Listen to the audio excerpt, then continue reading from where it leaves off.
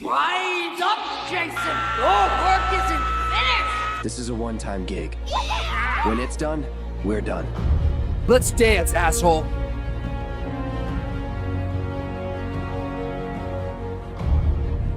So in today's video, I want to take some time and talk about Super Mario Bros. That was on the NES because this was one of the very first games that I've ever played when I entered the world of gaming for the very first time. And there was a special game that came out many years ago. You guys probably remember going by the name of Super Mario Bros. All-Stars, which was a game that had a whole bunch of Mario games on it when it came to the original Super Mario Bros., Super Mario Bros. 2, Super Mario Bros. 3, and I also believe there was Super Mario Bros. The Lost Levels on there as well. But the reason why I bring up that game is because it's the very reason why I was able to play Super Mario Bros. To begin with. So throughout this video, I am going to be giving my overall thoughts on Super Mario Bros. I want to talk about various topics that has to do with the game. So I really do hope you guys enjoyed this video. And if you guys have any personal thoughts that you guys want to share with me when it comes to the Super Mario Bros. Game, like if you guys had any experience of your own that you wanted to share with me, as always, be sure to let me know in the comments and we could talk about it. Around a tough time many years ago when it came to the gaming industry really struggling at the time, there really wasn't anything out there that could really help reshape everything and have it be on track again. It wasn't until, of course, Super Mario Bros. That led us down this direction that actually helped Nintendo get back on its feet again and also set the stage for a lot of other platformers out there within the industry. Because when Super Mario Bros. Launched in 1985, it didn't just release a new game, it set the course for a video gaming future. And I do recall the feeling of discovering Mario when Mario became more than just a pixelated character. He just became the symbol of this revitalized industry, because before Super Mario Bros., gaming was facing a crisis. But with this release, Nintendo not only saved the industry, but also crafted an experience that transcended its limitations. Because it was a game that captured imaginations everywhere, and it was hard to overstate its cultural significance, because it was the beginning of Mario's transformation from a simple gaming character to the icon that we know today. And the beauty of Super Mario Bros. Just lies in how it introduced so many groundbreaking elements, while also maintaining and inviting simplicity, because the power of Shigeru Miyamoto's vision is clear in every level. But even though I didn't know at the time, the way that the game slowly introduced mechanics without direct instructions was just revolutionary, because as someone who grew up playing this, it's almost impossible to separate my love for gaming from this game's influence, because it just defined the way that I understood games, not just as like a pastime, but also something that could tell a story, which offers challenges and even creates so many unforgettable memories. Looking back, it's just astonishing to see how this one game, with its modest origins, turned into a phenomenon that helped propel gaming into the mainstream, and the fact that it continues to resonate with new generations just says so much about its lasting legacy.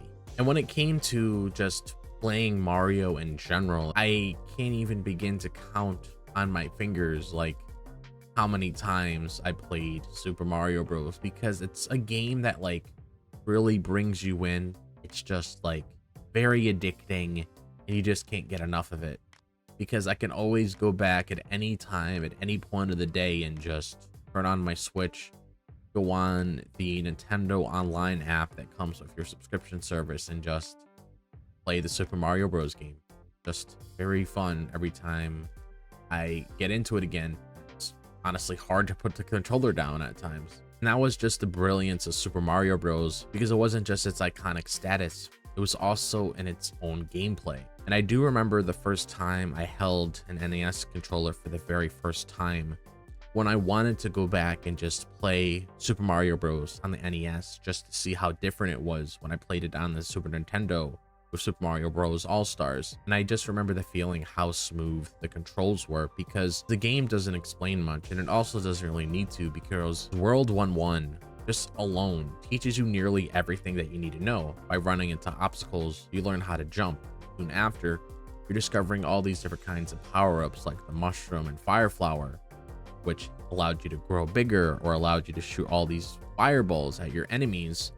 And this kind of innovative design is what makes Super Mario Bros. Timeless, because it just shows you how to play rather than telling you. And it's a principle that just holds true for a great game design even today. And what's truly remarkable is how each level builds on the last, slowly ramping up the difficulty while also still feeling fair. And the progression feels natural, because by the time you reach the later worlds, you've already mastered the skills needed. But the game still finds ways to challenge you, like World 8 in particular, and this still sticks in my memory as one of the most intense sections, where the precision of your movement is tested to the max. And the learning curve isn't just satisfying, it's almost very addictive, because each time I failed, I didn't feel frustrated. I felt determined to improve, which just marked a perfect balance in difficulty.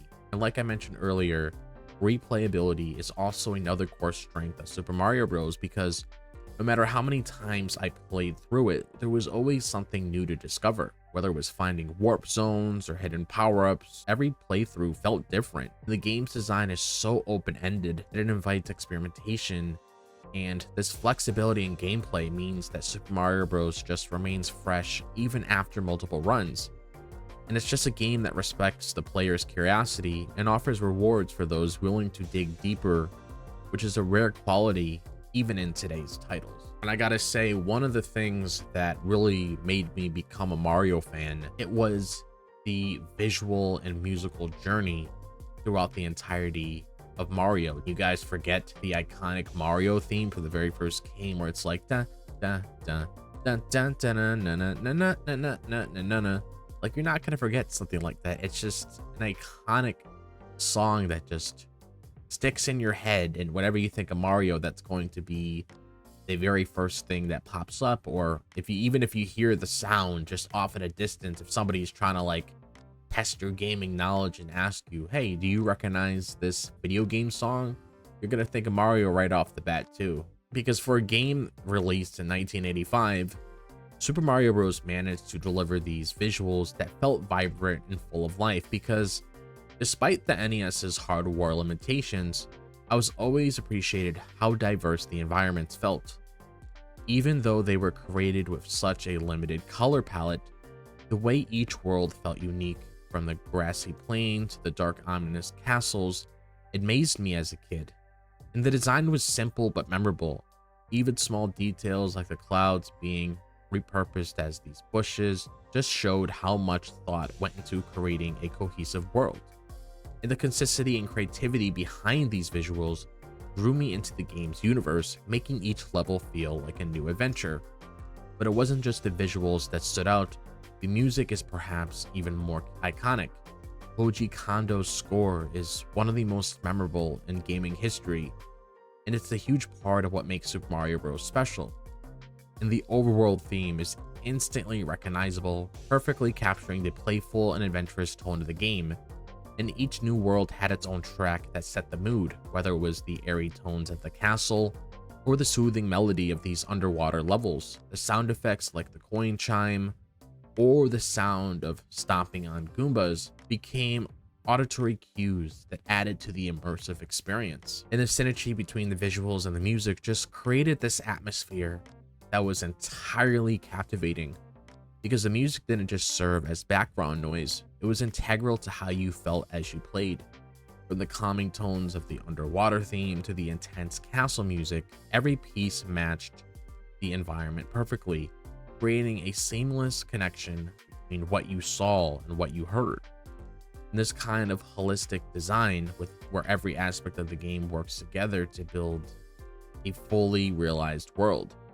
And it's just something that I still look forward to in modern games, and it just set the high bar for how atmosphere can enhance the gameplay. You want to know what's the best thing about this game? The fact that this game alone is the blueprint for a lot of the modern games that we see today. Super Mario Bros. Still stands out just because of how inspirational the game is, and that's something that I absolutely love to say about a game like this, for the sort of bar that it set for all of these future titles that we eventually got into. Because it's just incredible that even despite its age, Super Mario Bros. Still holds up in comparison to modern games, and its simplicity is deceptive, and what seems like a straightforward platformer is actually a masterclass in game design. The tight controls, the pacing, and the clever level design are just elements that modern games that still strive to replicate. I play platformers like Celeste, or even more recent Mario games. I can still trace so many elements back to Super Mario Bros. Because the influence is undeniable, because these games carry forward the same precision, creativity, and attention to the player's experience that Super Mario Bros. Introduced many decades ago. And what's even more fascinating is how Super Mario Bros. Has influenced not only platformers, but all kinds of games. Its approach to teaching players through gameplay rather than overwhelming them with instructions is now seen as a cornerstone of good design, because many games today, whether they're RPGs or action adventure, draw from this principle, ensuring that learning how to play feels like part of the fun rather than it feeling like a chore. And it's just a testament to show how innovative Super Mario Bros. Was, laying down the foundations for many of the design elements we now take for granted. And modern titles like Super Mario Maker continue to show how beloved the original design philosophy remains. The game's simplicity and openness makes it timeless, and even new generations of gamers are drawn to its core concept, because when I think about the future of gaming, I believe that the lessons taught by Super Mario Bros. Will continue to resonate, because its legacy is more than just its historical importance. It's about its design, mechanics, and philosophy that have shaped the evolution of video games. And the timeless quality of this game proves that great gameplay can outlast any graphical or technological advances. Now I want to get a little bit more in depth when it comes to my personal journey to Super Mario Bros. When I discovered it for the very first time, just giving you guys more insight so you guys get a better understanding of exactly how Super Mario Bros. Really reshaped my life many years ago when I was first entering the world of gaming. Because when I was playing Super Mario Bros., it wasn't just this introduction to gaming for me. It was a formative experience that shaped my relationship with video games, because I remember spending countless hours revisiting these worlds, perfecting my timing, and exploring every hidden corner. And there was always something incredibly satisfying about learning the game's patterns and mastering its challenges. And every time I reached the flagpole at the end of the level, it felt like a personal victory.